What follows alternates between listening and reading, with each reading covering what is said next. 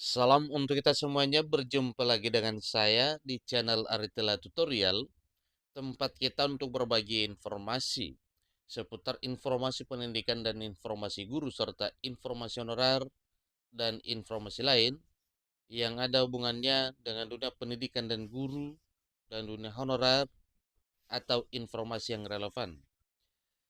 Pada pertemuan ini saya menyapa Bapak Ibu honorer Senair yang selalu setia melaksanakan kegiatan pelayanan publik di instansi pemerintah pusat maupun daerah. Saya yakin bahwa seluruh Bapak Ibu honorer selalu semangat dan selalu dalam keadaan sehat walafiat.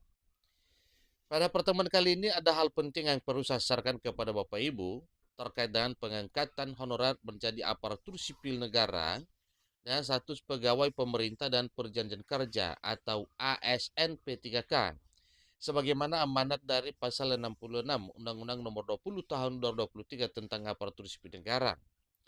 Maka berdasarkan apa yang telah disampaikan oleh Menpan RB sebelumnya bahwa P3K itu nantinya ya diarahkan menjadi dua. Ada P3K penuh waktu dan ada P3K paruh waktu. Nah, tentu itu adalah suatu hal yang wajib diterima oleh seluruh honorer bila itu nantinya yang menjadi satu kenyataan. Informasi terkini dimuat oleh JPNN dengan judul jenis P3K makin jelas. Tetapi kriteria masih kabur. Jutaan honorer harus siap. Ini informasi terbaru yang dimuat oleh jpn.com pada Kamis 25 Juli 2024. Supaya lebih jelas, Bapak Ibu ikuti informasi berikut dan jangan lupa support terus channel ini dengan cara like dan subscribe, share, dan komen. Nyalakan tombol notifikasinya supaya semua informasi yang disalurkan melalui channel ini selalu update di layar Bapak Ibu. Tanpa basa-basi lagi, langsung pada informasinya. jpn.com, Jakarta, pernyataan Menteri Penanganan Aparatur Negara dan Reformasi Birokrasi Pan RB Abdullah Azwar Anas dan PLT Deputi Bidang SDM Aparatur Kementerian Pan RB Abbas Subagia menjadi indikasi kuat bahwa sebagian honorer akan diangkat menjadi P3K per time. Sebelumnya, Menpan RB Abdullah Azwar Anas mengatakan bahwa status kepegawaian hanya tinggal dua jenis saja, yaitu PNS maupun pegawai pemerintah dan perjanjian kerja atau P3K. Adapun P3K nantinya terdiri dari dua jenis, yakni P3K penuh waktu dan P3K per time atau paruh waktu. Ketika dibahas bagi P3K nanti ada dua, status P3K penuh waktu dan P3K paruh waktu. Kata Menteri Anas seusai kegiatan menyapa dan mengajar ASN di ruang pola kantor Gubernur Sulawesi Selatan di Makassar pada Jumat 19 Juli 2024 baru-baru ini. Itu langsung pernyataan dari Menteri Penanganan Aparatur Negara dan Reformasi Birokrasi, Menpan RB Abdullah Azwar Anas. Menteri Kelahiran 6 Agustus 73 itu menjelaskan bagi daerah yang anggarannya belum siap, maka status honorer yang ada sekarang naik menjadi P3K paruh waktu. Bagi daerah yang sudah siap, punya anggaran ya cukup, kata mantan Bupati Banyuwangi itu, para honorer bisa diseleksi untuk dinaikkan ke P3K penuh waktu.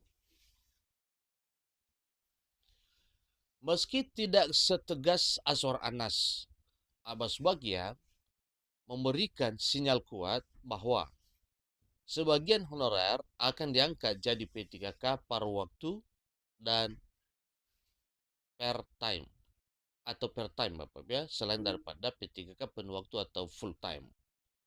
Yang pasti kata Abah, pemerintah akan melihat solusi mana yang terbaik untuk menyelesaikan masalah honorer. Ya, lihat kebijakan nantinya. apakah perlu ada sistem P3K paruh waktu dan penuh waktu. Namun memang perlu sebagai bagian solusi.